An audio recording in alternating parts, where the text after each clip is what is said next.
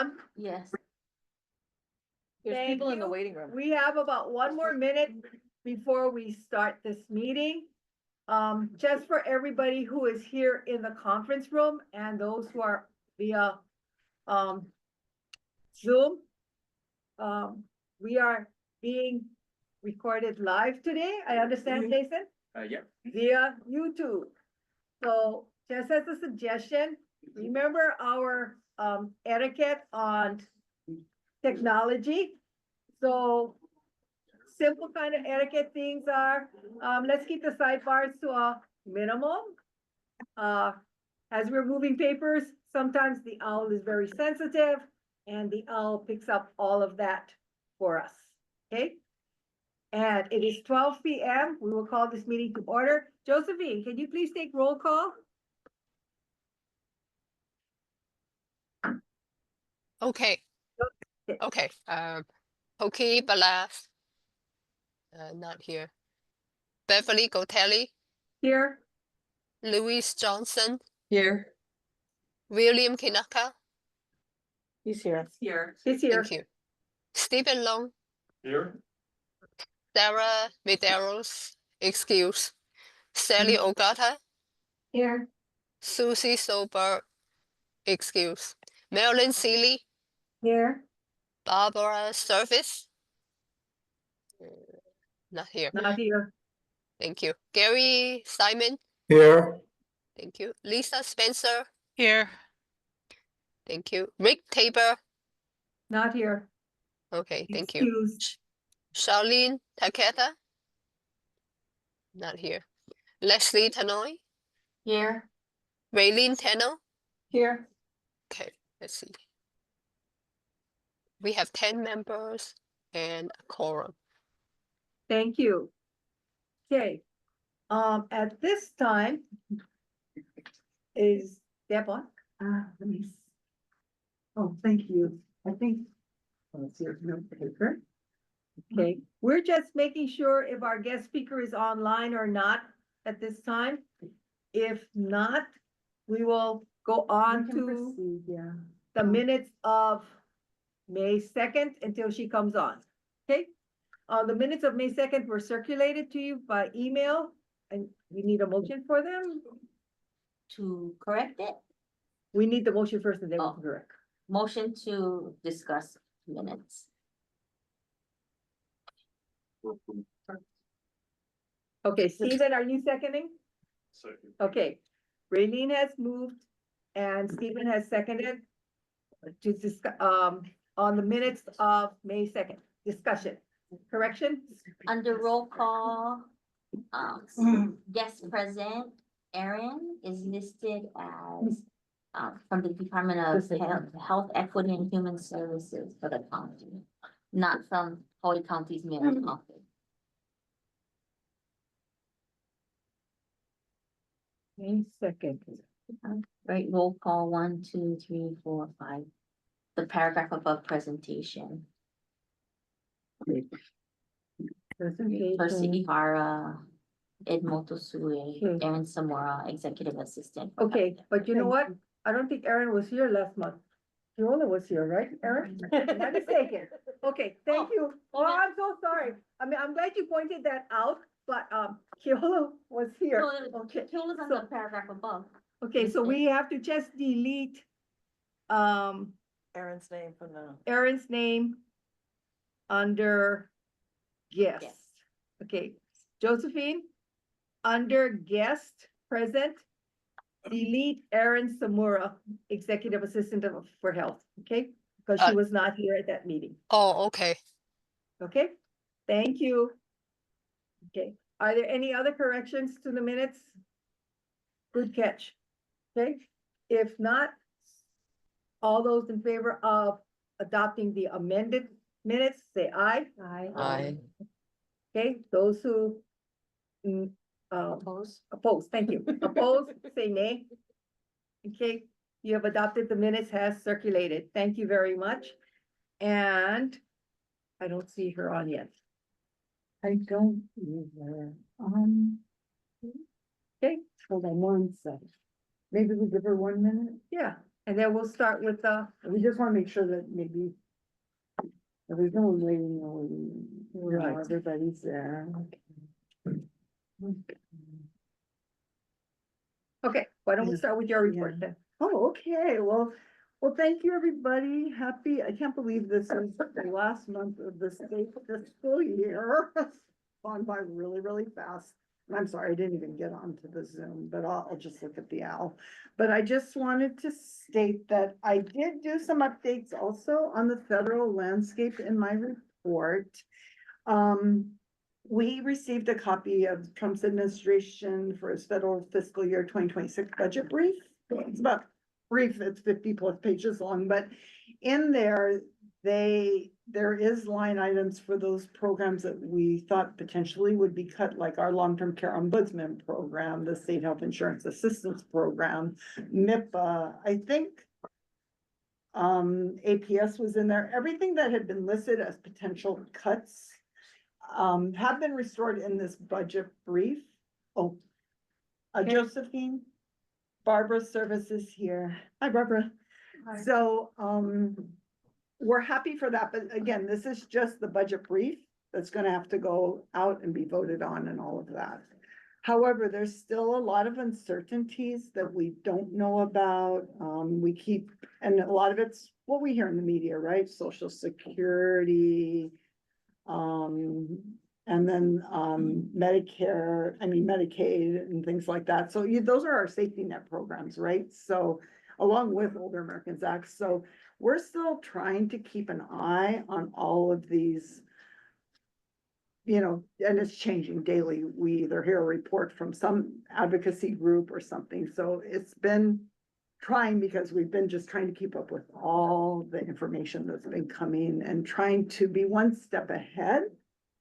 One of the things that, we're doing, and this is in my report, is that we are starting an awareness campaign. It's an awareness campaign because we thought if people don't know about the Older American Act services, if it goes away, they're not gonna know what they're losing. So we entered into an agreement with Spectrum to produce some various commercial spots, and it's around, one was in May to promote Older Americans Month, and then tying that to the good works of the Older Americans Act.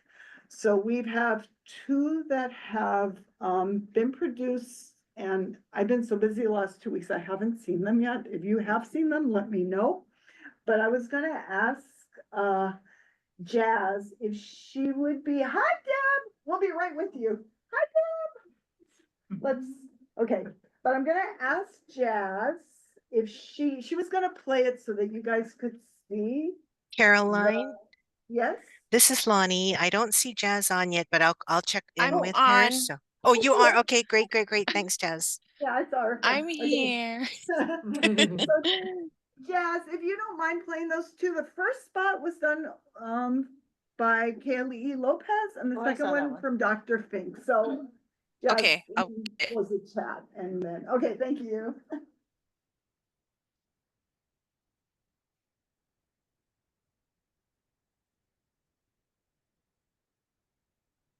Can you guys see everything? See it? Yes, Okay. perfect, Jazz, thank you. Okay, wait. Did you know over 60 years ago, only 17 million Americans were over 65 and hardly had any programs to support them? Today, 59 million seniors enrich our nation, and in Hawaii, we're ensuring they thrive.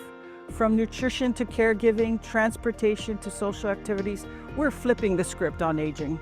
In May, we're celebrating our kupuna for Older Americans Month because aging isn't just about living longer, it's about living better.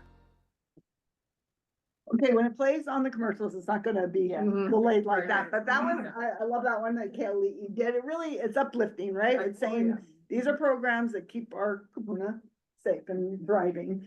So Jazz, I'll let you play our second one. Our kupuna built Hawaii. They deserve to age with dignity. The Department of Health's Executive Office on Aging is the lead agency for coordinating services for older adults, such as meals, transportation, and caregiver support. And we're closely monitoring potential changes at the federal level. we want to inform and reassure the community of our commitment to our kupuna. Because aging isn't about living longer, it's about living better. Thank you, Jazz. So I just wanted to share that with you. It's gonna go, again, it's Spectrum, right? So it's gonna go, their media blast is everywhere. So no matter what you're watching on your TV, you should be seeing these. We're looking forward to the productions that we're gonna be doing with all the counties. And also, and we want to do one around just caregiving too, because that is so, and I heard from Rowena today how adult daycare is most utilized, fastest growing service within Maui County. It's probably indicative in other counties too, but Deb is waiting, so I'm gonna stop my report and we can go back. You guys can give me your comments later on the response and stuff, but I will stop my report and we can hand it over to Deb. Deb Stonewalls with US Aging, who I'm going to bring up. Hold on. There we go. Hi, Deb. Hey, good to see everyone. Aloha. Aloha. It is like 6 p.m. in DC, so I'm ready to end my week. So I get to end it well with all of you though. So I'm very glad to see you all. I actually got to give Gary Simon an in-person hug a couple months ago and 6 weeks or so ago, and that was just lovely. So it's just so good to see everyone. I was at a meeting this morning and I introduced myself and, indicated that I had lived in Maui for 25 years and I've worked in aging in Maui County.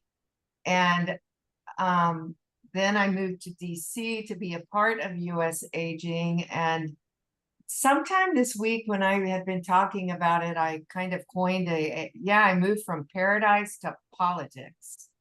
So that's kind of it sums up kind of where I live now, from the middle of paradise to the middle of politics. And it has been just a very tenuous ride this year, as I'm sure you are all aware.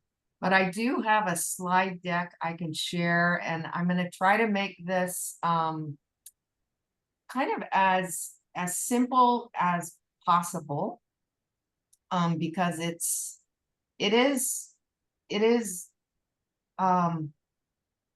confusing. And so I'm assuming you can all see, yep, my big US Aging. So I'm currently the Chief of Programs and Services at US Aging. So I oversee all of the many programs that US Aging engages in on behalf of the whole aging network. We really try to put things in place that can build and enhance capacity of the aging network across America. But one of the things that my peers do really well is they do a lot of advocacy. And this year, more than ever, it's been very important. So I just want to talk a little bit about what's happening, because a lot of what we're going through is because of the federal budgeting process. And that really impacts what happens on the ground, right? Follow the money and you see where people's kind of priorities are. So I just wanted to do a little primer of what happens with the federal budget and the Older Americans Act programs and many of the other programs that we care about when we work with older adults. So this kind of shows you, this is from 2023, but it shows you that the budget is made up of about 63% mandatory spending, 30% discretionary spending. Right now, it probably is a little more now, interest payments. So these interest payments are what we pay on that when we talk about the debt ceiling. You just like a credit card, right? When you have a debt, you have to pay interest. So almost 10% of our federal budget right now is on those interests. So when we think about this chart, 6338, Older Americans Act programs fall right here in this part of the 30%. This is all the discretionary funding, but a lot of it is our defense funding. And then we have non-defense discretionary. So when we're talking about cuts to anything Older Americans Act services, which we'll talk about a little later, because there were a couple. The president this year is suggesting a 20% reduction in this non-defense discretionary. So he wants to pull this down by 1/5. Then this blue is all of that mandatory spending. And this mandatory spending right now is what has been deemed the big, beautiful bill is going after. They can't touch this unless they're doing a budget, but they can touch this through, whoops, it went backwards, through this, come on, let me just do it this way. Where did it go? Okay, there we are. So when we're looking at these discretionary appropriations and the HHS reorg, so this also impacts our programs because of the Older Americans Act. So Mary Lazare came on board as the political appointee to be the acting administrator, the principal deputy administrator for ACL in March. Then in March, at the end of March, they announced a reorganization of ACL. So this administration is totally getting rid of the Administration for Community Living. And then on April 1st, half of all ACL employees were fired. What happened next was the president put out his draft budget. It was actually leaked on April 16th. And at that point, we became aware that he wanted to break up the Older Americans Act into 3 different, rather than it being all in Administration for Community Living, he put some in Administration for Children and Families, some for Centers for Medicare and Medicaid. And he proposed to zero out all of the Title III-D, which is the healthy aging funding, the long-term care ombudsman program, and SHIP. So he proposed to wipe out all of those programs. Now, the great news is that just last week, we found out that there won't be any breakup of the Older Americans Act programs. So all Older Americans Act programs, as well as many disability programs, are just going to move into a new administration for children, families, and communities. So we will now be a part of ACFC rather than ACL. And then, as I mentioned, again, it's how ACL described it to me this week, because they're still technically called ACL. It's just going to be like everything's going to be picked up, moved, and dropped in this new administration. So we see that as a huge win, because the Older Americans Act would have been very, very vulnerable if a piece of it was in CMS and a piece of it was in ACF. So the fact that it remains all together is really a win. And the fact that we're still coupled with disability groups is also a win for our whole aging and disability network. Now, the president's budget, he did release the skinny budget, and we also know, again, I mentioned he's proposing a 22.7% cut across the board to non-defense discretionary funding, but we know that this eliminated LIHEAP. So that low income home energy assistance program, I know from my time in Hawaii, a lot of folks depend on getting that assistance to help pay their electric bills. It eliminated the community development and community services block grants. It eliminated AmeriCorps seniors, and it eliminated Title V or CSAP. So I know that CSAP has been a critical program in Hawaii. The president's proposed budget is seeking to eliminate all 4 of those programs. And we know also that he's got changes to what they're now calling MAHA food boxes, or Make America Healthy Again food boxes for the supplemental food program. And he's making changes to, or suggesting changes to, Section 202 of the elderly housing. They want to combine that into a state block grant. So that's just his proposal. So his proposal is different from this big, beautiful bill. Okay, so these are two separate avenues. The president's budget requires 60 votes to pass, whereas this reconciliation bill only requires 51. But and this is like his suggested, much like when the governor submits his budget to the legislature, as we know in Hawaii, can change that. It's a suggestion, it's a strong suggestion from the president, but the members of Congress and the members of the Senate can make changes to that, to the president's proposed budget. And that's kind of what we're hoping for in some instances. So the next steps, we know that this budget process or approval is going to wait until after this big, beautiful bill works its way through. That's called reconciliation. They're doing that first.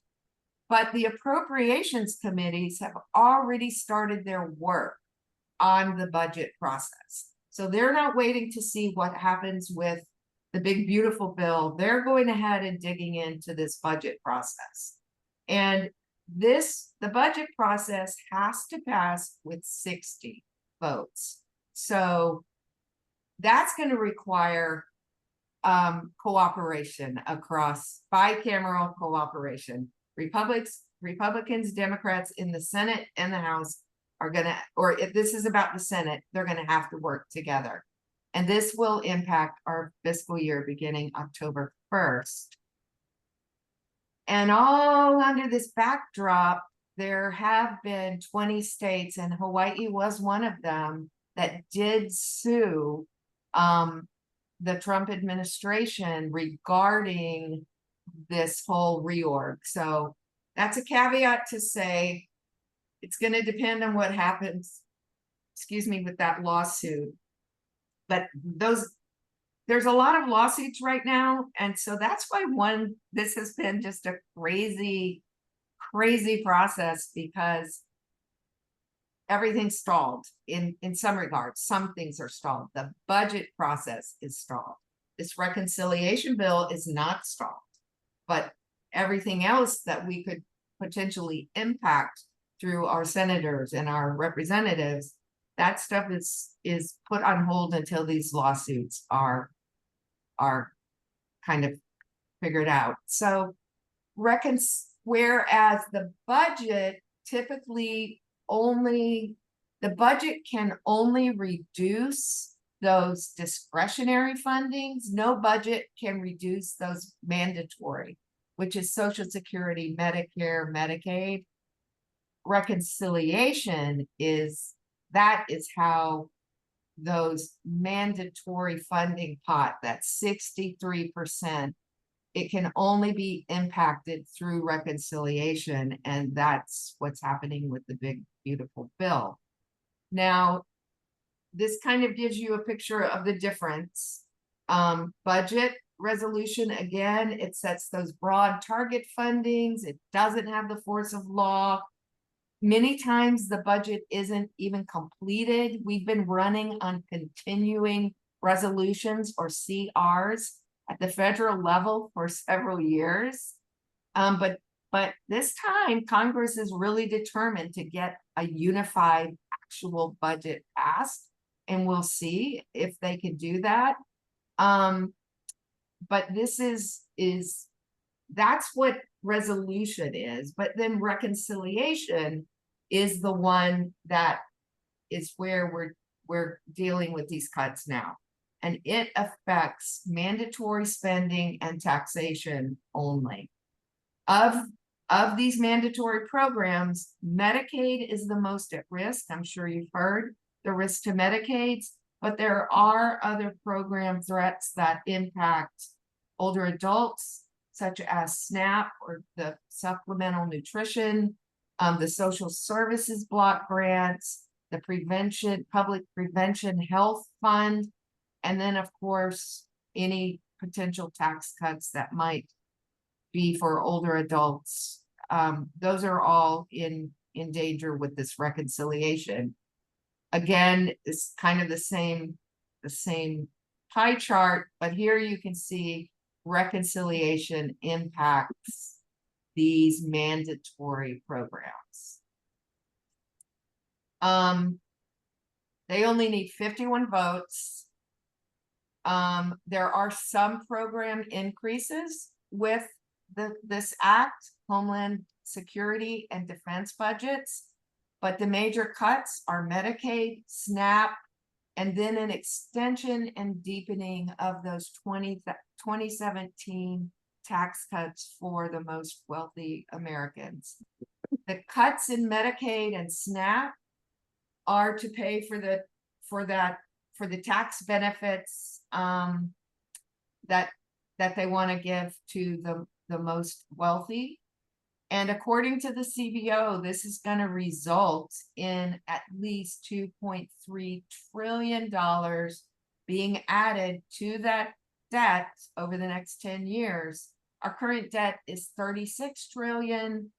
We're going to add 2.3 trillion, which would be 38.3. Remember that part of the pie, right? In 2023, we were already paying 10% of almost 10% of our revenues to interest. This is just gonna increase our interest debt, which will result in less funding for programs that impact older adults. Now, the Medicaid, the overall cuts that they're looking at are a $715 billion cut in Medicaid. They're looking to add work requirements that would start in a year and a half for generally it's age 18 to 64, I believe, for those work requirements. But we know that many of the folks that are on Medicaid also are on Medicaid because they have disabilities. It's unclear right now how those impacts how those cuts would impact them. It removes HHS secretary's ability to waive the requirements for short-term hardships. So while maybe this wouldn't matter so much for the next 3.5 years, this would remove any HHS secretary's ability to implement waivers for short-term hardships. If we change presidents, if we change parties, the people in the future would not be able to remove those waivers. They wouldn't be able to provide a waiver. And then the other thing that is really critical is it moves eligibility retests to every 6 months instead of every year. That is huge. I spent 2 hours this afternoon on Zoom with my aunt in Texas working on Medicaid eligibility. 2 hours. And I kind of have an idea of how to do this stuff. 2 hours. Can you imagine every 6 months they put this in place and it just becomes a bigger burden on older adults, on their caregivers. So we are very concerned about that eligibility retest section for a variety of reasons. It really is one of the ways. The theme is reducing the rolls to save money. They're just trying to figure out how to get fewer and fewer and fewer people on Medicaid. And this is one way they're looking to do it. Let's make them jump through these hoops way more often. This is gonna impact states also, because for those states that put in place Medicaid expansion, and they might be covering non-citizens. Now, these are people who have met requirements to be legally in the country, and they've paid into Medicare, they've paid into Social Security. So in some, they're not citizens, but in many cases they've been, they're here legally. They're not illegally here. It's gonna start reducing states' paybacks from 90% to 80% of the federal matching for states. So that would have an impact on Hawaii. It also prohibits states from establishing new provider rates or from increasing the rates of existing taxes. So it revises tax conditions to phase out some current tax arrangements, such as those on managed care plans within 3 years. So it's gonna impact what states can do with taxes. And then the state provider rate will be capped at 100% of the total published Medicare payment rate for expansion states. So that's Hawaii. Hawaii was an expansion state, but it's going to give 110% to all of those states that did not expand Medicaid to reach additional people. So it in essence penalizes states who expanded Medicaid under the Affordable Care Act. It's going to put financial penalties on states that have error rates for eligibility. And this one is the one that gets me. It's going to require states to impose cost sharing for some services, up to $35 per service, for adults that range in the 100 to 138% of the federal poverty level. Now, that does exclude primary or mental health, but if there are other health issues, if there's any special needs, it will require states to impose cost share for those that are most economically disadvantaged.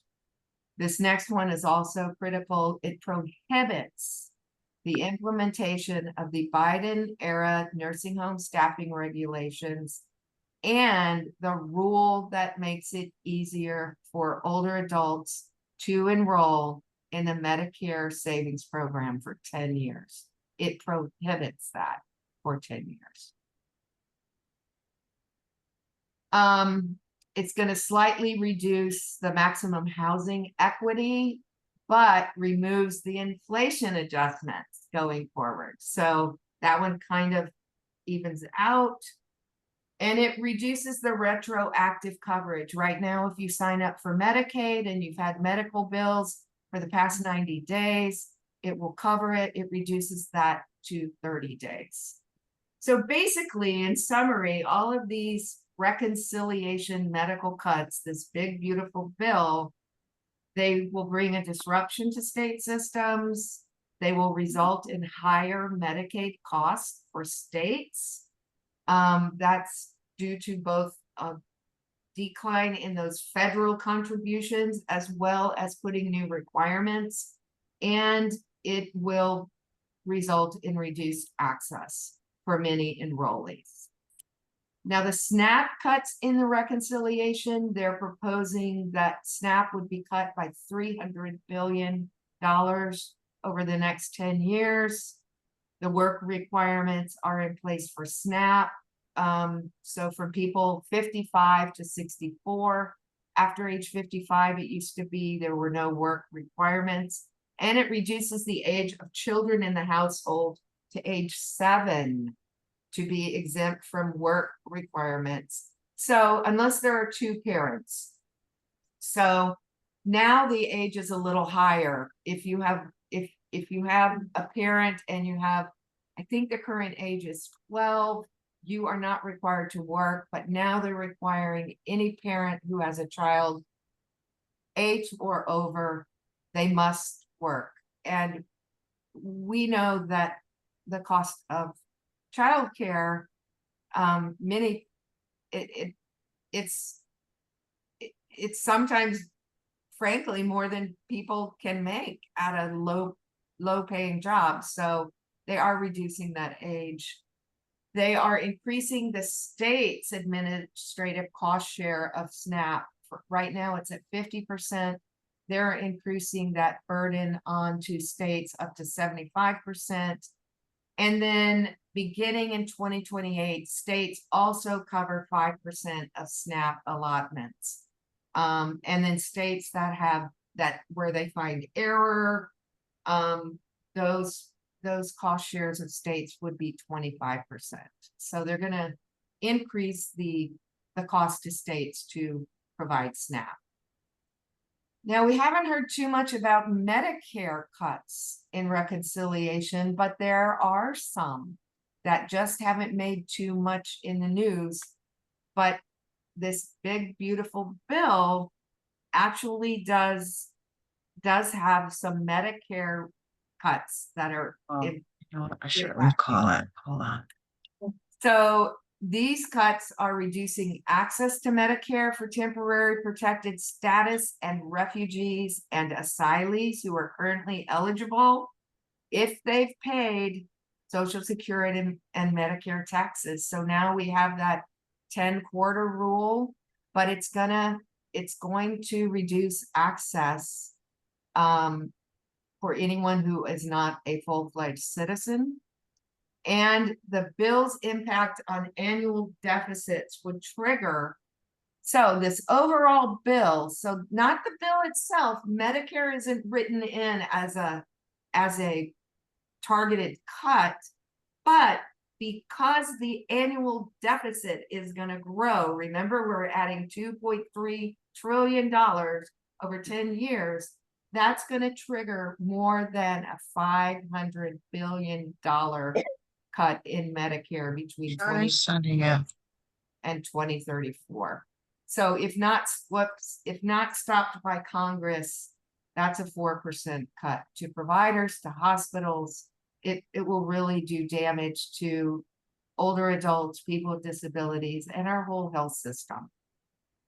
So what we need to do, we need to continue to protect the Older Americans Act and other aging programs by being sure that our senators, our representatives understand the good that they do and the return on investment. We need to advocate to protect our federal funding in 2026. Right now, we're at even levels, with the exception of the 4 that I mentioned. And I have that on another chart, but I'll have to get to it. We have to fight the cuts to Medicaid, HCBS, SNAP, and other programs that are at risk.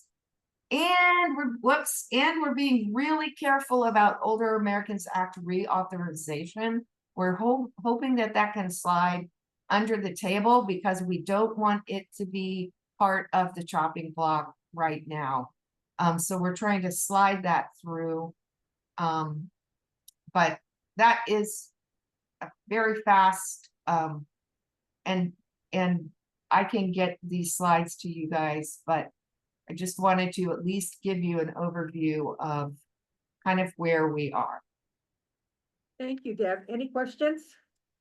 Lots of questions. Lots of questions. You got a specific question, Shirley? The last slide. The last slide? Deb, you want to put back the last slide? Sure, Okay. I'm still sharing, right? Right, yes, you are. Okay. Hi, Deb, it's Shelley. Hi, Um, Shelley. Hi. When we say protect the Older Americans Act and other aging programs through education on the ROI, can you give us some examples of what you're providing as far as that data? Sure. We and it's kind of localized. So we do have let me pull it up. We have our policy. All the AAA directors in Hawaii should have gotten the copy of our 2025 policy priorities, or I think you can go on the US Aging website and download that policy. It's very similar to, look what I happen to have on my desk. You can't see it. It's the Aging and Disability Issues booklet from Hawaii. So I have that on my desk. It's very similar to what you guys do every year. And that document for US Aging, if you look online, you should be able to access it, or one of the AAA directors could access that for you.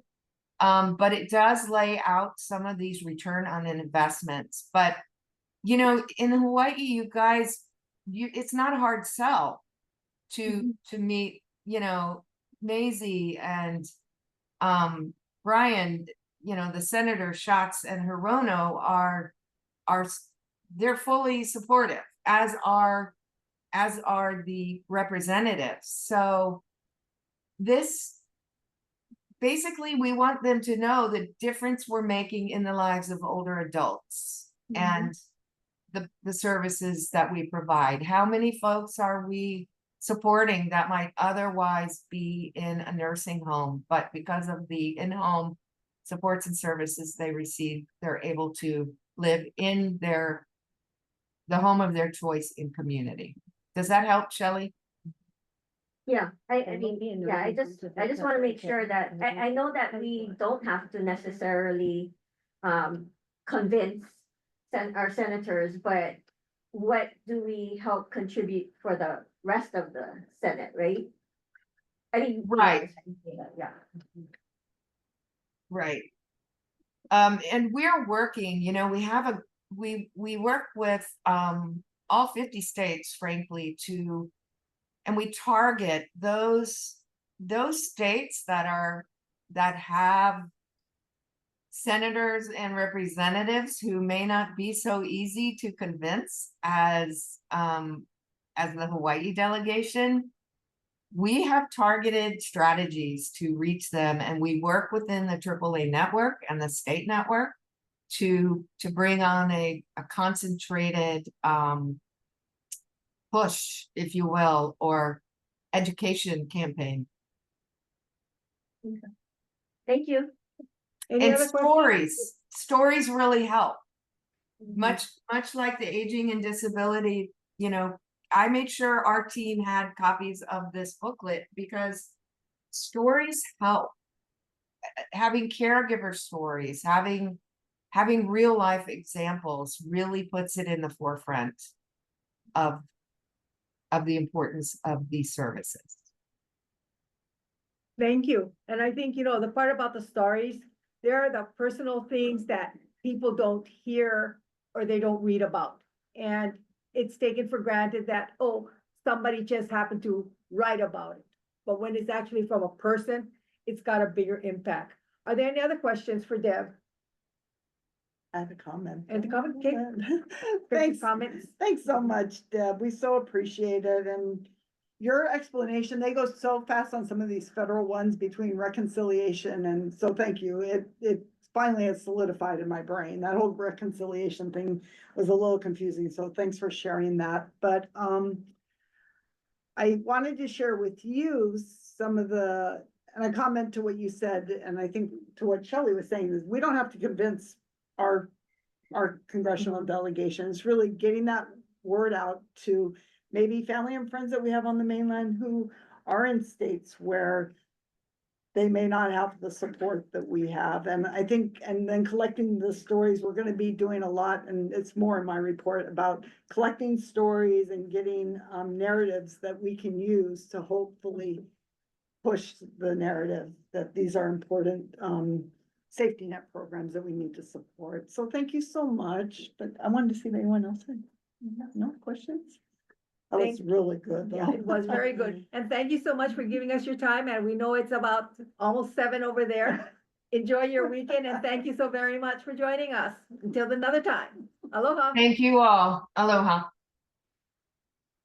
Okay, going on with our agenda, on to our executive director. Okay, I'll go back to my report. Let's see, where did I leave off? We did you guys saw Public the, awareness. public Public awareness. awareness. There's gonna be more to come. And we're gonna do this over the next year. So, because I'm telling you, we thought, at first we were thinking, oh, maybe 5 months, by then the budget will hopefully have been passed, but you know what? It's like, it's every day, it seems to be changing, so we just really wanna just be one step ahead. We're also working on an op-ed and other things, so we're really trying to be one step ahead. We also have, we've been working on some exercises on where our funding financial exercise, so that if we need to be prepared for an ask in 2026 during the special session, that we'll be ready for that. So we don't want to be caught off guard. We're trying to prepare and plan ahead for anything that may come. So I just wanted to share that. And again, this aligns with what we're doing with the spectrum, really aligns with goal 1, objective 1-1 of our state plan. So that's exciting. I know Norma's on. I want to congratulate Norma. She was honored with the National Barbara McGinnity SMP Leadership Award. So we got word about maybe 2 weeks ago on that award, and it's recognizes SMP and my thing just went down again. It recognizes an SMP director that's shown great leadership. So Norma, congratulations and thank you. We're so proud of you. Thank you. It takes a village to develop leadership. So thank you, Carolyn. Oh, you're welcome. And then I have this in my report, but please just take it with a grain of salt. We're still waiting to hear about the bill signing ceremony, so I'm just gonna leave it at that. It was tentatively projected for next week, Friday, but we have not heard anything yet. So I'm just gonna leave it at that.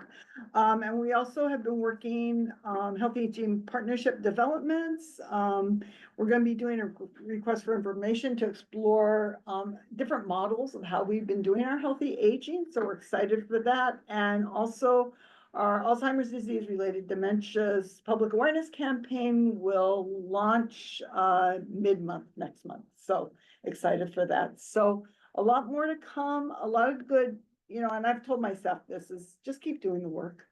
We need to be there. We need to be there for our community, and they have been, and I'm very grateful for that. And I just think we just continue to do our good work and just monitor. And that's what Dr. Fink's message was, right? We're monitoring the situation. So we're continuing to monitor, and we'll keep all of you abreast of what's going on, and we'll take it from there. So, but thank you so much. Any questions, comments? Who had their hand up? Marilyn, I think, did, yeah. Marilyn and then Derek. One thing that I found on the internet was an excellent website that broke all of the issues down, particularly those that we're concerned with in the bill, in the so-called beautiful bill. And it's enormously complicated, and it really is helpful to have that.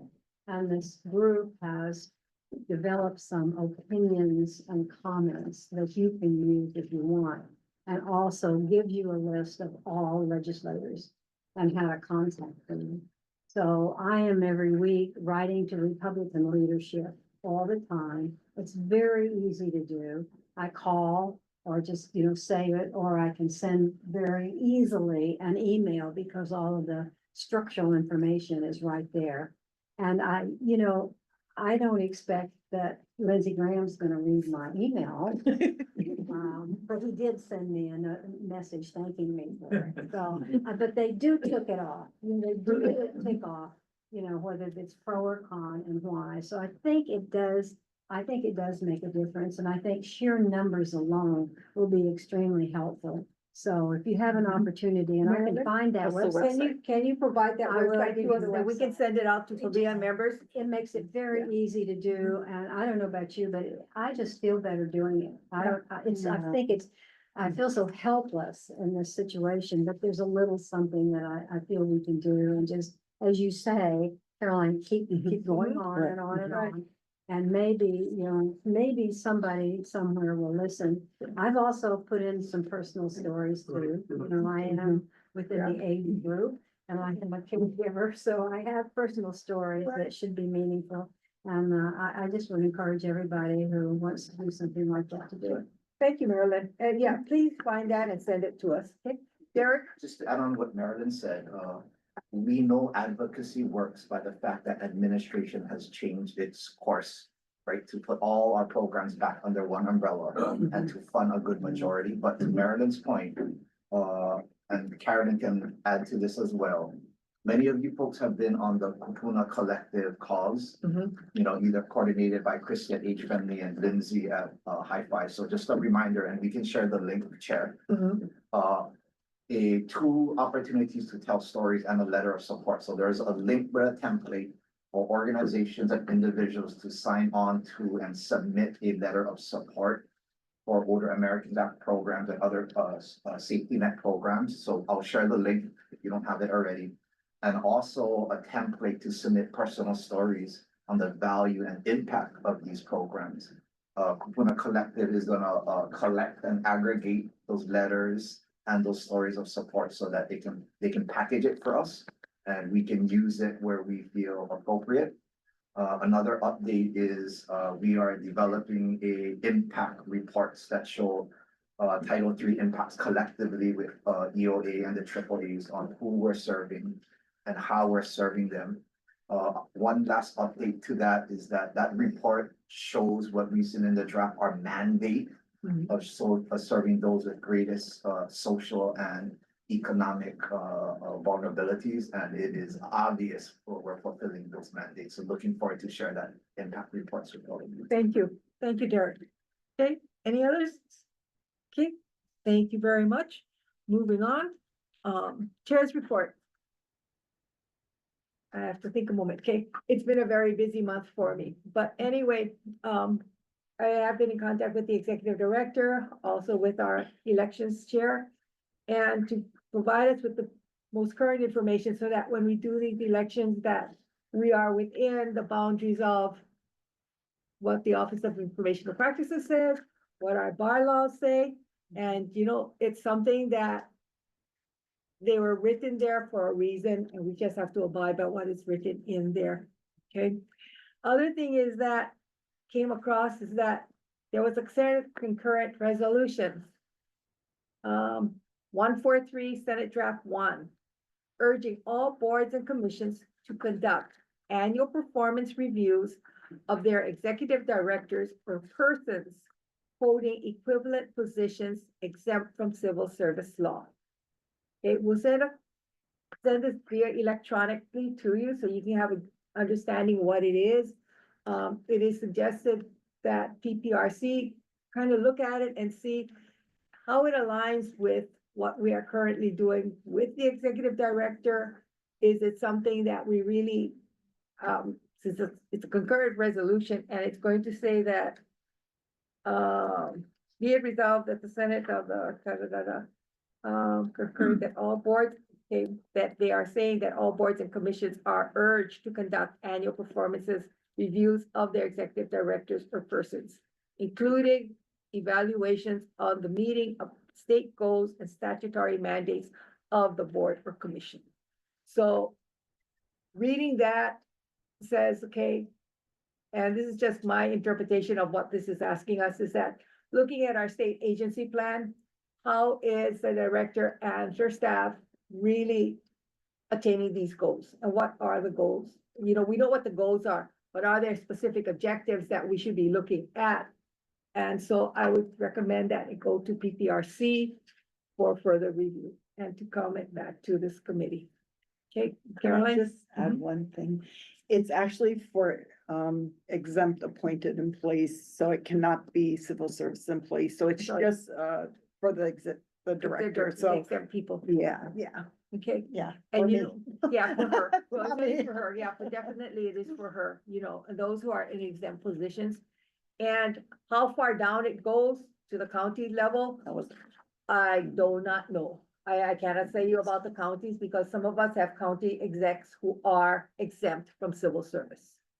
Okay, we have boards. Does You it know. include self-evaluation, that the director will give a self-evaluation? no, I didn't see something like that, Marilyn. That works very well. All the Yeah. NGOs use that Okay, too. but That's one that's, part of the okay. evaluation is But what anyway. somebody is saying.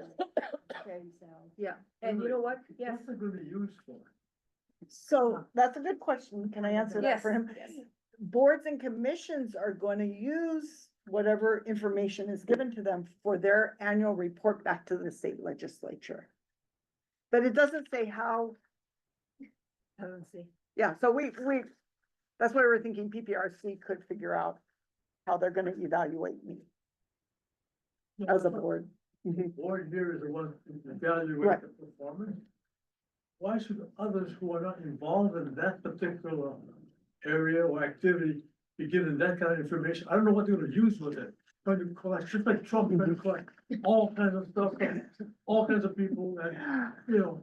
Well, reading the SCR and just my interpretation of it, again, this is my interpretation, is that they're using the information that they're gonna collect from the different boards to go into their annual report back to the state legislature. So we'll see what they're gonna do with it. Yeah. Yeah, and at this point, Bill, all we can kind of is surmise our own opinions as to why they're doing it, you know? And I think maybe one thing is that they may be looking at, do we need all these boards and commissions? Are they really being effective? I mean, that's the only reason I can think of why you would want a resolution like this for these exempt directors, you know, that have boards beneath them. I mean, we all know when we look at that boards and commissions, it's a long list. Okay, and are they all needed?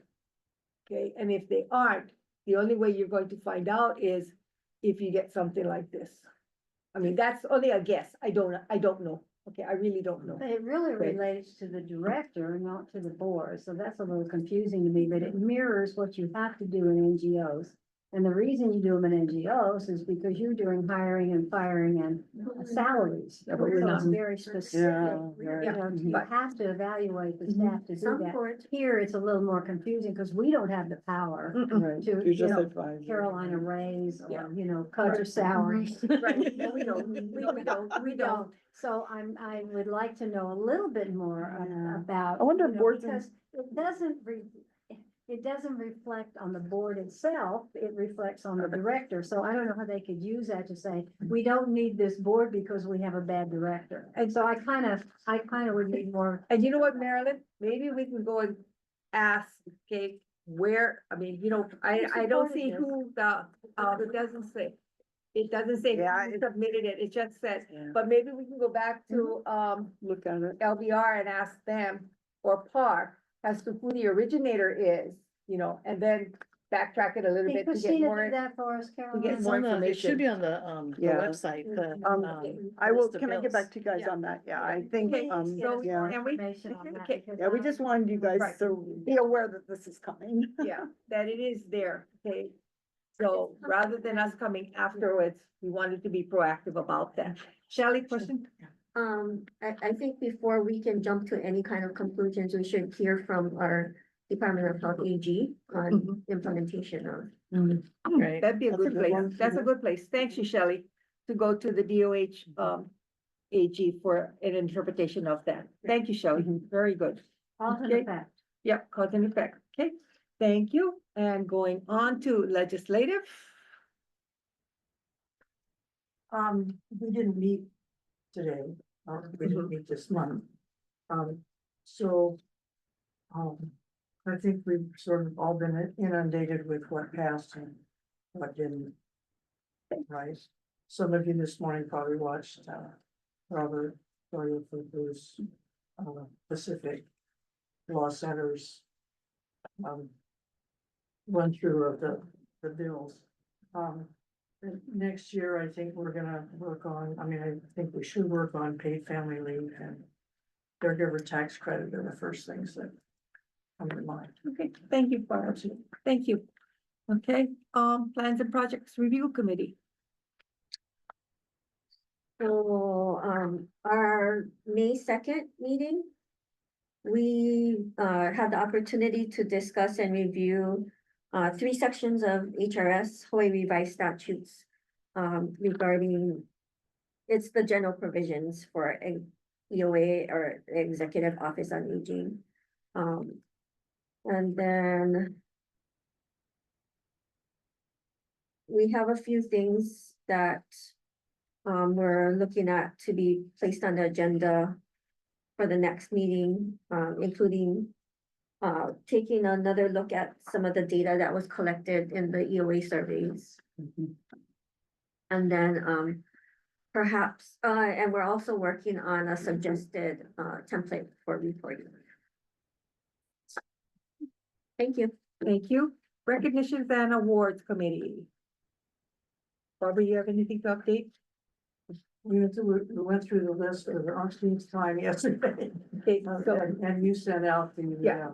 list of. yeah, so would you thank like to go over this, or I Sure. could just, okay, and you know what, there's only 1, 2, 3, 4 people here, and the rest are on Zoom, who are going to be attending. Oh, okay. So you just want me to say who's doing what? No, you don't have to. They have compiled a list of people who are specific duties and tasks of those who are attending. And they want us to include here, well, we can arrive anytime, well, shortly, I would think after 9 to set up, the event actually starts at 10:30. I didn't realize until I saw this, when you sent it, that, there's gonna be a PABEA member at each table. I think that's a good idea. Did we do that before? No, we but I think talked it's a about it. very good I idea, think though. it's a very good Yeah. idea, rather than us sitting all Mhm. buddy Correct, and the other correct. people sitting all buddy somewhere. So, Mhm. I think this is, I think this is a great idea. I'm really looking forward to it. Rick has, as you know, knocked himself out, Mhm. getting people to do stuff and also doing a lot of it himself, so. I think that's basically the report. Yeah. We're anticipating. Not, like he said, flexibility is his middle name, but we're hoping that, with all the work that's gone into this, it go off very smooth and be wonderful, yeah. And it should be a fun event. It's at 15 Craigside, okay, which is up in Nuuanu. If for any reason, okay, and this is for everybody, those are on Zoom and those here. This was electronically sent to you too, okay, but I did say I would have hard copies here today also. If for any reason that you are delayed or you get sick or whatever, please call Caroline, okay? I know you want me. And Caroline's Yep. number is here. Yep, 808-892-9302. Yep. Okay, so You're the please, one that those calls. Caroline gets all calls. Okay. And if you look at her assignment is overall. Yeah, I saw Because, that. yeah, so she's the one that you need to call, because then, she'll know, okay, where you're supposed to be, what are your responsibilities? She doesn't have to go hunting as to, okay, what was your job? Where can I find somebody to fill in for you? Okay, so that was the intent of the list. And this only deals with the PABEA members and the EOA staff and the volunteer from Honolulu County. Okay, Shirley, yes. why are you discriminating those who are not attending? Shouldn't we be getting a copy of this so we know? Oh, well, would you like to give Mr. Kinaka the one thing? Thank you. Not just the potentially list, might the have a list bill of the somewhere. Bill, it went to all the PABEA members electronically, Oh, okay?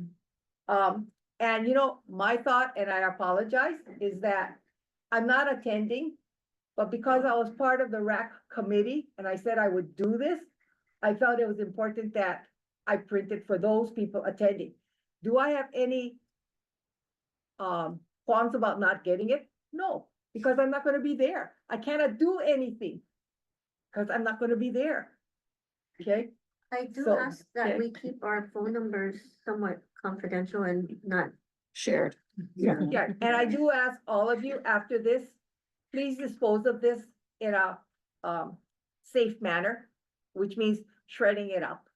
Okay, thank, yes, And I think, yes, Marilyn? I don't know if you all know that, Susie does a fabulous job and the food is delicious.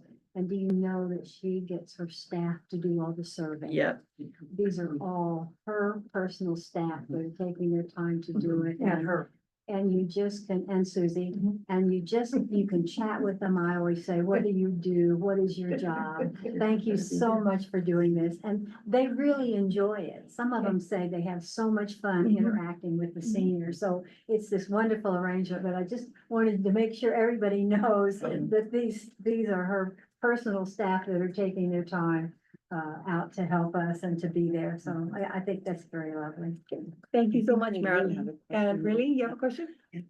Oh, I was just saying, commenting that if you're pending the bill signature and if the phone calls go to you, that may be like a big. I'm hoping we know by Monday or Tuesday. At this point, I don't think the 13th is gonna be bill signing. But with that said, if you do get an announcement that there's bill signing on the 13th, I ask that you send me a text just so that my phone doesn't ring and disrupts. They're saying 9 a.m. I told them, this is not a good day to have this, because I'm supposed to be at 15 Creekside, but yes, we kind of, yeah, but it's, text is best too, because then I can just forward it if I need to, so. Is it specific But- bills, Caroline? I'm not even sure, You don't know. it's so up in the air that I have a feeling it's not gonna happen next week. Yeah. So that'll be a blessing in disguise if that happens. Thank you. Going on to unfinished business, review proposal for homelessness and determine PABEA's role in this proposal. Consideration of an ad hoc committee for PPRC to explore this initiative further. Comments, concerns? Carolyn? And we're working on getting in a presenter to talk about homelessness. I thank Christina, she's helping me with that, so, hopefully we'll have someone that can present on that, at either our July or August meeting. And then we can further that discussion that Sarah had brought up a while back, so just wanted to share that. Hello, can I just, no, this is Charlene. Oh, yes, Charlene. I'm sorry. Just to let everybody know, there will be an international street medicine symposium dealing with the homeless issue on Hawaii Island in Hilo on September 9th, or from the 9th through the 12th. And this is an international symposium based on the street medicine work that Koyanagi has done in Honolulu and here. But it's an international conference on homelessness. And I would like to be involved with whatever you're planning for that. I'm not familiar what you're talking about, but I'm willing to help out. Okay, thank you, Charlene. Gary, Thanks. you had your hand up? No? Okay. So we'll just keep it on the agenda until we get further information, okay? Second one is elections of the 2025-26 fiscal year. And with this, I will turn it over to our elections chair, Leslie. So, those of you on the board received in your packet, the information about the policy, the procedures that we'll be following. So that includes a reminder that only people voting are members who are part of quorum. And right before we do our vote, we'll have Josephine remind us who those members are. Again, we are voting for the committee met on May 2nd. We came up with the slate based on the previous sharing that I provided of who was willing to participate in being on the, being our board members for that, being our responsible members for those things. So again, we will again, everybody needs to be on like to make sure that we're in compliance with sunshine, but also in compliance with our bylaws. So within our grouping, we will have paper ballots that will be handed out, collected up, and by rules and the bylaws, two of the EOA staff who are actually here in the room will help collect and then tally that up along, and then provide along with Caroline who, but then those of you, only board members, so this is supposed to, because of the meeting, I send out the slate to everybody. Only board members should be replying back. And based on the packet you got, you should be replying back to Josephine. So Josephine's email. for Josephine's those- email. Yeah. So once I send out the slate, I will also send out Josephine's. Should I send out Josephine's email? Maybe she doesn't want 9 million emails now, but again, it's only for board members that they will then again, part of the collection. So we will have 10 minutes, 10 time minutes to do this.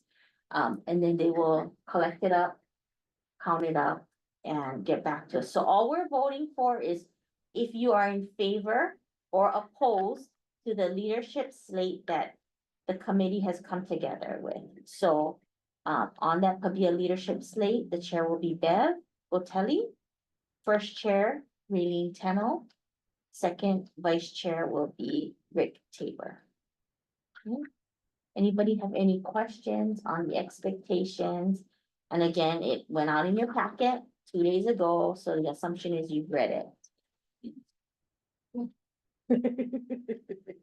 Okay, if not, are we ready to? At this point then, Well, can I ask you one question? Did you have any other members interested in applying for any of those positions? or- Nominations from the floor. We did ask at the last meeting, I did send out emails to everyone who is a member.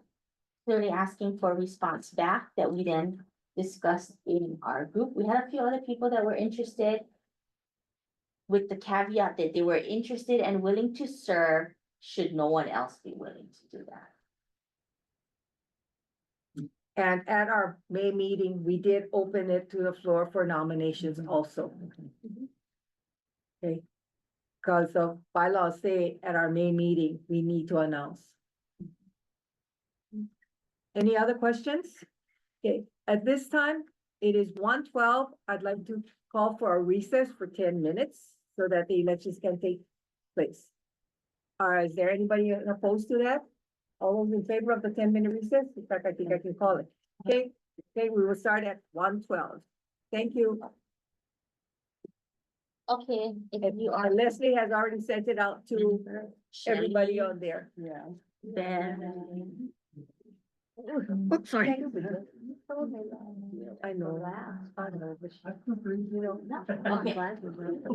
And then when you're done, I pre-fold it. I know, how And then nice, you how stick it in the nice, envelope, how nice. and that you, cause it's supposed to be secret. Oh, and let me send those. Thank you. Oh, this is yours. There you go. So we're good for the order. Oh, very good. Thank you. You're welcome, Steve. I'm timing it. Leslie, Okay. for you. Thank you. We got yours? Right. You go now? Yes, ma'am, you can go now. Have fun with your friends. I know you will. Thank you so much for taking that. You can write a pen for us? Or do your best. Well, you take care. I mean, you came to a meeting, so I assumed you would have a pen. No, Rainy, no, Okay, that's nice to hear it.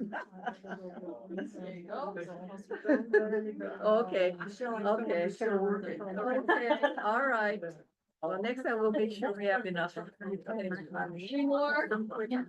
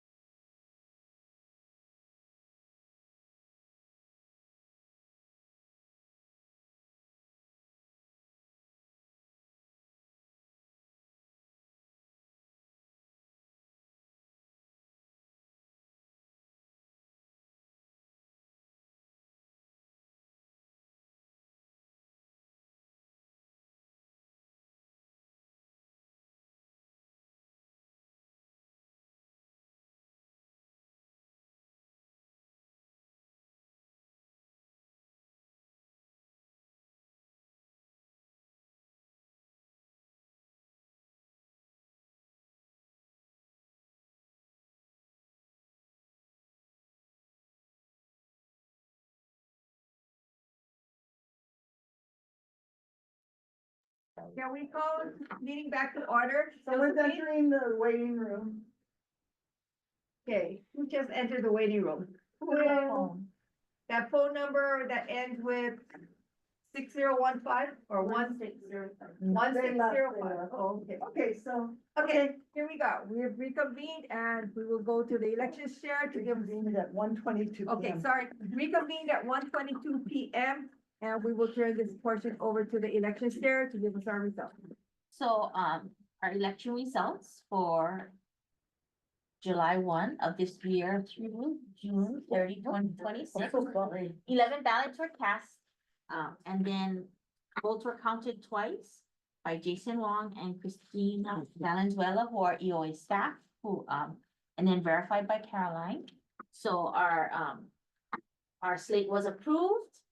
Chair will be Bev Botelli, Vice Chair Raylene Teno, second Vice Chair will be Rick Tabor. And again, this is just for our PABEA group. Each of our committees have their own process, yes.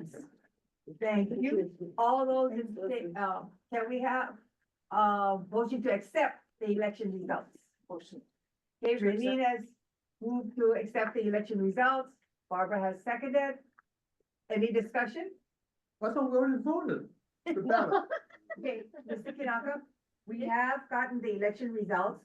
We now need to verify that via this motion. That the board is accepting the election results. We're not Okay. voting again. We're not voting again, but we need to accept the report. That's what we're doing. Okay, all those in favor say aye. Aye. Opposed? Okay, we have accepted the results of the elections committee. Thank you very much for what you folks did. And it was a very nice process, I will say. Okay, I need to go back to the chair's report, because this is a very important thing. And this has to deal with SCR 143, the Senate Concurrent Resolution. As we kept reading, and thank you to Shelley, the chair of PPRC, it goes down, and I'm going to read it exactly how it says. Be it further resolved that certified copies of this concurrent resolution be transmitted to the heads of each state department, who in turn are requested to transmit copies of this resolution to the chairs of their respective boards and commissions. This is the important part. That appoint or otherwise employ an executive director or person having an equivalent position except from civil service law. There we go. We do not appoint and we do not employ. Therefore, this resolution does not apply to our board, to our commission. Okay? Is that good news? Okay, thank you very much. And thank you to Mr. Gata, who read the last B result. Okay? I didn't read the B result. No, I read the first one, and Mr. Gata read the second one. But going on to recognition and awards committee, it's something that was there, and throughout the year, we just haven't had a time to really update it or anything else. And I think at this point, there are really no updates, but I would suggest that we keep it for next year. And the reason is, there are things that we do that are not in any clear guideline, okay? And it's something that, it's a process, it's procedures that we do. And you know what, it's always good to have, because let's say if 6 of us or 4 of us are not here for whatever reason, at least there's continuity. So whoever comes in has an idea of what their roles and responsibilities are going forward. Okay? So if it's all right with everybody, I'd like to keep that on the agenda. The update of the special committee. Oh, okay. I don't see anybody dissenting. Okay. New business. Sunshine Law compliancy. Okay, and you know, we've really been trying. And as much as we try, sometimes some things just slip us. So I'm gonna let Caroline go over this portion. Okay. And so as stated, she said sometimes some things just slip us, and that's what happened in this case. So we received a complaint, about 3 or 4 weeks ago that we had not been posting both our agenda and minutes in accordance with sunshine law, at a place for all to view. So, and the reason, part of that was, I think when we were doing the change with our website, we had always posted both our agenda and minutes at our ADRC website. Then we got a new vendor and it just slipped. So it slipped. I'm glad whoever brought it to our attention did. So it came through Office of Information Practices and we were cited. So now that has been uploaded and we're gonna upload all the old minutes and the old agendas, and moving forward, we have a schedule in place with our contractor Brave New Media, that Josephine, and has a schedule of when these things will be sent to them so that they can post it. In addition, and I gotta thank Joy Winham in Grants Management, she also made sure that at the boards and commissions website, that there is a link now there where we can also host both the minutes and the agenda. So we'll have it in 2 places, which I think is good because some people will go to different areas to find this information. So, she had a contact over there. They helped us, got it posted, pretty immediately. So I have to thank Joy for that. And, so we're gonna be in compliance going forward, but it's just another example. And the reason I brought this up, you know, I shared it, of course, with Bev, but I thought it's important for the whole board to know too, as we're moving forward with this new technology of making sure that as this meeting's being conducted, it's gonna be on YouTube immediately, just how Kapuna Caucus does it, right? You can either join by Zoom, or you can join by YouTube. Now, board members, obviously, you guys have to come in by Zoom or in person, but this will be public immediately as the meeting's going. So things like the sidebars and things like that, we just gotta be real careful because, you know, we don't want distractions and things like that. And so again, just like you guys do, just raise your hand and Bev will call on you. She's really good about that. And then, we're gonna always make sure that we're in compliance too. I've been so, and I have to share this is a little off, the script, but I was so ensuring that the sunshine law was being followed when we were doing the elections. I forgot to go back and look at the bylaws. So I gotta thank Leslie who said, Caroline, you have to have 2 non-members, you know. So we made sure that both the sunshine law and our bylaws aligned for the elections. So we're trying to do our best to uphold sunshine law because that's our requirements. And I just ask that we all do the same. Are you getting some jail time for non-compliance? I'm not, No? no. Not this time. Someone else is. No, no one else is. We're just gonna make sure we are in compliance going forward. Thank you. And then we put down responsibility of all members. And you know, sometimes we come to meetings and we really don't know what is my responsibility at this meeting, okay? So, and at this time, I'm sorry, off the top of my head, I cannot tell you, okay? But one would be definitely to give us input of not why you're here, but who you're representing. I mean, you know, there's always somebody who wants to know what you do on PABEA. Just like people don't know about the Older American Act. Well, people really don't know about the Agency on Elder Affairs unless you happen to use the service. So as a board member, how are we getting that word out to people? I mean, that's one thing I would think has a responsibility as a member, but I think at our orientation, we can go on that a little bit more in detail, okay? The next one is board orientation for 2025-2026 will be on Friday, July 11th. The time is wrong. It should be 9:30 that morning. And we are asking that all committees, in lieu of a committee meeting, we're going to have an orientation that morning, okay? It is nice if everybody could come in person. So I do invite if you can. I mean, I know there's reasons why people cannot. So if you can, we'd greatly appreciate it. If not, no problem. We'll see you on the 11th, okay? Public testimony. Okay, PABEA reports, okay, appointed members, Department of Human Services, Kathy. I don't think I saw her. Kathy. No, No. she said, Kathy is not Not, she's absent. Okay, Christie. Oh, yeah. Okay, wait. Appointed members is us. Right. So anybody here has a report? No. Okay. Yeah. Do you have a report? Okay. No, nobody. Okay, is Christie there? University of Hawaii.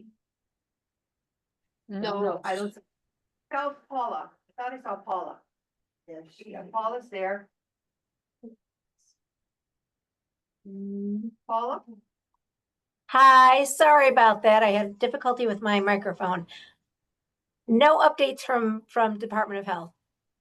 Okay, thank you, Paula. And Yep. looking forward to seeing you next week. Yes, we'll Okay. see you next week. Thank you. Right. Department of Transportation, Tammy Lee. No. Okay, Alan. No, I didn't see him. No, Alan. Abby, no, he's not here. And Derek. Social Security, Derek is at Social Security. Okay, Yeah. okay. Okay, and Derek's not on today. Take your time. He's Take your okay. different- Aging networks, going down the line. Honolulu County, Derek. We can stand by our report. I will say though, I know you folks like, again, boots on the ground type of stories. Our senior helpline received a call, actually yesterday, from an older adult on the very young, though, 62, despondent, and was kind of sharing statements, as far as, just wanting to give up already. The situation was that, her sister, who was, still in the workforce, retired. The sister was providing financial support, for her, but in her retirement, told the sister that she can no longer provide the type of financial support that, she was giving.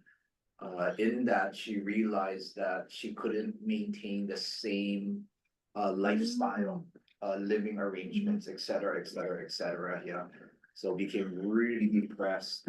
Our staff had to direct her to the CARES line, the 988 CARES line, Yeah. for, mental health support, counseling, et cetera. But that's not uncommon, where it's so difficult for our seniors when the financial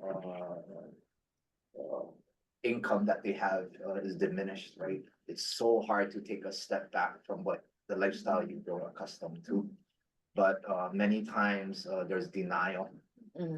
So they'll just ignore to the point where it reaches critical mass. Where, you're getting eviction notices, things like that, right? Because it's easier not to believe it than sometimes to take action, right? So it's tough. Thank you, Derek. Okay, Aaron, Hawaii County. So it's not my report, but I shared a link. I don't know if we could share it. Okay.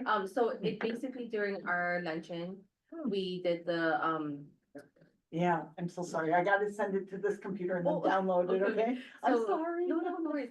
So we were able to, from our mayor's office, we brought our comms guy, our communications guy, he does our photography, our videography, everything.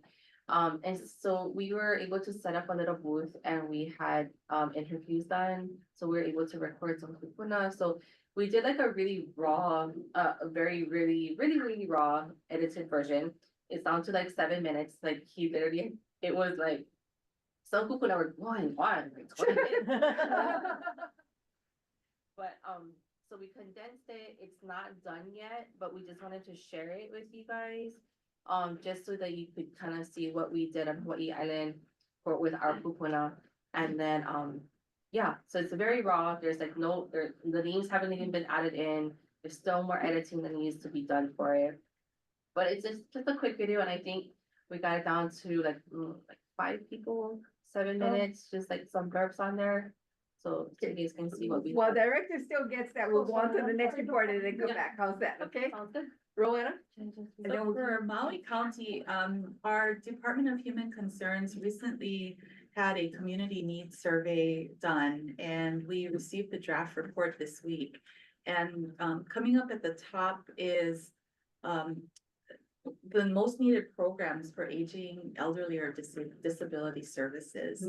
And when I looked at the data, about 44% of the respondents were 65 and over. So it's kind of consistent to, the demographic that's responding. But what they indicated was that caregiver support and training, adult daycare, caregiver respite services, and transportation for medical, shopping, and social needs are at the top of the list. And these needs are especially needed in Central Maui, it seems, and also in Lahaina. Transportation actually is the biggest problem or the biggest issue for many of our seniors in Lahaina right now, according to this draft survey. So those are the areas that we want to be able to focus on in the next fiscal year. I've already indicated to Caroline that, yeah, adult daycare services is the biggest expenditure that we currently have for Maui County. And we see that number rising in the next year ahead and perhaps in the years after. And then, of course, transportation comes at a close second. With respect to the meal delivery programs, we're really happy that the Older Americans Act funding is intact and that the program doesn't seem to have any changes.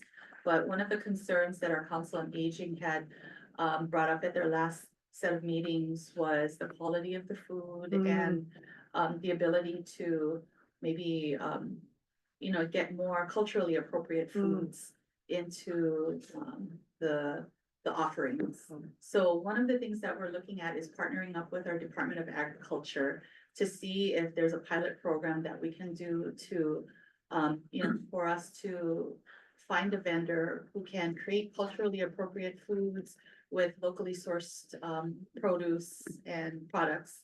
And then, that can, it's something that we can pilot and see how it works, be able to also educate Puna on how to use different types of fruits and vegetables and incorporating them into their diet. Because one of the things that we're seeing is that some of the seniors, they're given food boxes, but they're not sure what to do with the food or how to even cook it. And my program specialist and I had this discussion about over the years, we've created a certain kind of palette, food palette. And we're used to canned goods or French fries from McDonald's. And we need to start changing our diet and tasting other types of foods to get used to it. So those are things that we're currently working on at Maui County. Thank you. Okay, Emily, Hawaii County. Okay, hi. I just want to apologize. I'm not there in person. Summer started, and so I had to be at home with my kids today. But thanks for having me over Zoom. We had a successful Older Americans event a couple weeks ago. And then also something I wanted to share. I know you folks like the boots on the ground stories as well. We have our fall prevention program. It's a pretty unique partnership where we go out with our agency. We go out with the fire department and AMR, and we give them things that will help assist them from falling. And one of them is obviously the smoke alarm. So we do a 3-month follow-up. I have my staff call and see, that's the measure of how it works. And we ask them whether or not they fell. And this lady had shared that the smoke alarm that we had just installed in her house, she hadn't had any before. She was in the shower and she forgot about her teapot on the stove, and the smoke alarm alerted her of that. And then she was super grateful. And so she was able to share that with us, and she definitely wanted to share our fall prevention program with other people. And so that was a success. And something else too, yesterday, there was a unique opportunity where there was a man that entered our office. He actually was brought over from the DMV, and we have a volunteer over there. And it just so happened that all of my INR staff were in a meeting. So we worked together. I worked with him he wanted to get an ID, but the only thing he had limited English, so he only knew his birth date and he knew his name. We didn't have him in our WellSky system. So at this point, it was a lot of back and forth of how to get his information. I ended up walking him back over to the DMV, and with their help, we found out that he was in the system in the DMV. One of their workers had helped him out previously, just like the week before that. And so we were able to have him fill out his application and get him a new duplicate ID. definitely had some cognitive issues. But anyway, the success of this story was the fact that we had a volunteer working at the DMV. She knew that to walk the consumer over. We added a new consumer to our WellSky database. I felt good that gave me a sense of satisfaction. I could work together with other agencies to help solve his issue. And it just made me feel good because a lot of times so many programs are siloed, right? It's like go there, go there, go there. And especially with our agency, it seems like it's the one stop. There's a no wrong door, but there's a joke on our island that we're the only door. So it was nice to see the DMV employees in action, and they were super compassionate and working with our agency. So that to me was a success. Thank you. Thank you all very much. And I mean, you know, all the stories. And a footnote to what. You want to say? Yes. Report. Uh-huh. The reason the mom and dad daycare is the biggest budget among biggest chunk of their budget. So we usually have 4 daycare on Maui, Wailuku, Kahului, and Lahaina. The Lahaina one burnt down and 4 of our workers lost their homes. But we're in the process of getting another facility in Lahaina, so that's why. Right. They get a big chunk of her money for daycare stuff. Well, the need is there also. Right. Yeah, so. Definitely, there's a big need. Yeah. Thank you very much. Shelley, I had a comment for, Rowena too. I think, you know, as far as trying to look at local foods and things, a big issue that we come across as well on our island is food security versus food sovereignty, right? So that's where the rub is coming in, I think. And then, because they're 2 very different systems, right? And then, one of the CSA boxes that, gets distributed on our island, they often will include a recipe card. So with whatever local item, you know, they'll feature something and they'll put something, you know, an easy, simple recipe right there. Yeah, so I mean, you know, it helps, right? Yeah, and what we've noticed too, like there's a couple, like a husband and wife, and I know who they are.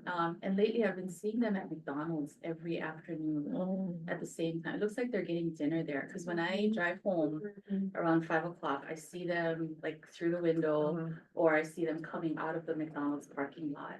And that tells me that, you know, they have the means to buy and purchase food, but I think it's difficult for them to prepare their own meals.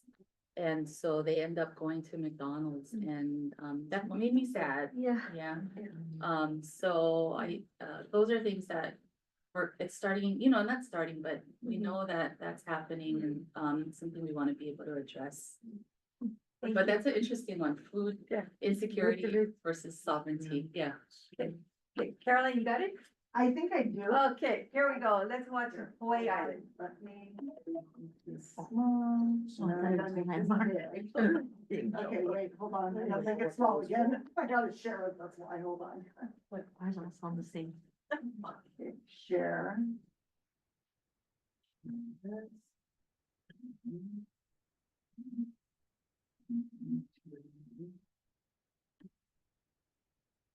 So sorry. Yeah. Because I grew up in a multi-generational house, I know what it's like to have conflicting and sometimes demanding issues depending on who you're talking to. And for the kapuna in our household, they have many different needs, and the ABRC was very helpful in providing services for them, because even though my father was a gerontologist, he's gone now, but we don't always know what's available for our community. And so having a one-stop shop where everything is so easy to access, where one can find out about how to get help for even small minor things, such as who do I call if I need a plumber, to how can I get transportation. The Kona especially is difficult to get around. Not everybody has the funds or the time or the, mobility to be able to negotiate the hills of Kona. So having, access to that is really helpful. In the senior program, we try to educate the older people. We do activities and go on excursions. It's always good for the elders, and there's a lot of people that lost their husbands or wives, and they have really no communication in the community. And for them to come out and participate in the senior program, you know, it's something for them to do and then mingle and, you know, get to meet other people and do excursions, go out into the public rather than just stay home. Without this program, there's a lot of elderly senior citizens that have no place to go, no communication with the public and with friends and peers because they're just staying home. And you know, they're growing older without participation. Older people are living longer, and give credit to all the doctors. But they try to preserve us so we can live longer, and if you notice, there's a lot of people that over 100. Now, what comes along with it, to keep us that way, we need all the services we can get. We are looking for, they give us exercise, they give us educational programs. They even deliver us from house to wherever we have to go. We need these programs. A lot of us don't have support from a surviving, you know, spouse, or they live by themselves. And with the food program that's, you know, what's that, Meals on Wheels, yeah. These things really help the elderly. We need the elderly program. And that's what needs support. The elderly gave a lot to this community. They gave a lot. And they're still giving a lot. So we need your help. We need the dollars. I'm Caroline Cuddy-Rao. I'm the Director of the Executive Office on Aging. We're the State Unit on Aging in Honolulu, Hawaii. And we oversee the programs and services throughout the state of Hawaii. Work collectively with all the area agencies on aging, including Hawaii County Office of Aging and the other 3 counties, to ensure that programs and services are provided to our kupuna throughout the state. Well, we're in a real difficult time right now with the current administration and the threat to our safety net of programs and services that we provide to older adults in the community, from programs such as Older Americans Month, where we honor people that are giving back to their community, that are providing civic engagement, all the way to those that are homebound at home that need wraparound services and support. So there's a multitude of programs and services that we provide, keeping people healthy, and like I said, all the way down to our homebound. And those wraparound services and supports, along with other things like Social Security and Medicare and Medicaid, are fundamental safety net programs that we need to ensure continue, and that is provided for our older adults throughout the state of Hawaii, including Hawaii County. So that's what we're really fighting for, to ensure that they have the services and supports that they may need, and to ensure that we're providing what is needed, you know, not somebody just saying, I need all these services. We want to make sure that the right services are provided to those most in need, those that are socially and economically needy. And then if we still have other funding, then we can serve those that maybe are a little more well off, but really providing for them so that they don't go into more long-term institutional type of care, because everyone wants to stay at home for as long as possible. Well, before I joined it, okay, I get up in the morning and I lie in bed. And then I think of what I need to do and I don't do it because there's no incentive. But when you have this program, then you want to get up, you want to go. And so you put on your makeup and you do your hair. Yeah. So you don't walk around in your pajamas all day long, which I used to do before I did not. You can censor that if you like. It's so important. It keeps us vital, alive, but you know, that keeps us going. It keeps us making that we don't look like two ladies, even if I'm 89, okay? But if I didn't have this program, do you think I'd be putting makeup or getting my hair? I'd be walking around in my pajamas. And so how important these programs are, it is very important to us because we have a purpose. We get up and we say, it's good to be alive. It's one day more, yeah? Well, there are a lot of pluses to engaging in your community. It keeps you active, it keeps you socially engaged. It keeps you from getting lonely and depressed.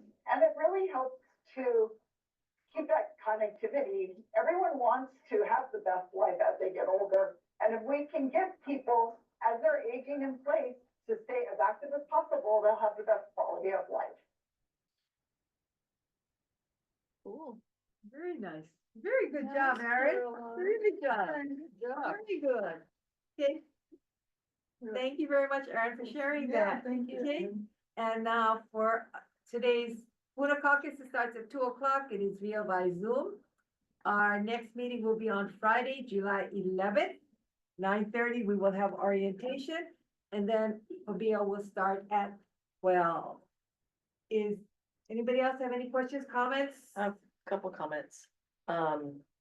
So in September, I'm supposed to be on a panel with the Hawaii Economic Association, and their topic is their annual conference, and the topic is on insurance. So we kind of want to hear from people that had issues with their insurance. Like right now, there was one that came in from a 70-year-old. He had been with State Farm since before 2000.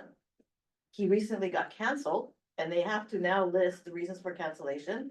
So he had evidently three claims. Two of them were zero paid out.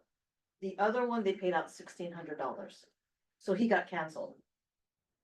So I was trying to hook him up with some other people to provide him insurance, but what he had to pay, even on a bundle, was like over 1,000. I mean, it was ridiculous. And the other thing is, some of the banks now, if you wanna dispute something, it's over the phone. And I'm like, I wouldn't want to, I mean, even for me at my age, I wouldn't want to do it over the phone. I'd rather go into the branch and deal with it, but they won't take it at the branch level. And for a lot of seniors, that's kind of hard, you know? So I don't know what we could do, but just for you guys to be aware that this is some of the things that are happening and changing, you know, that we might do something to kind of prevent it if we could. And I don't know what we can do with insurance. Everybody's in the same boat, but this property is located in the Mililani, Wahiwa area. So when I kind of looked at it, I go, oh, I think it's the terrain, for firefighting purposes. I think that was one of the reasons that probably got canceled with the wildfire, kind of initiatives. I think that's one of the reasons why he's in a high prone area, not easy fire access. They would have to do the helicopter drops mainly, which brings to another topic. The Hawaii Wildfire Organization would really like to get involved in educating Kupuna on emergency preparedness. Hawaii Wildfire Organization, HWO, Elizabeth Pickett. Thank She's you. been doing a lot of presentations lately, but she does want to do something for Kupuna. Thank you. Any others? If not, thank you very much. It is now 1:56 p.m. and we will adjourn this meeting. Have a great time next week and have lots of fun. Thank you. Same to you. Thank you. Oh, I will. Thank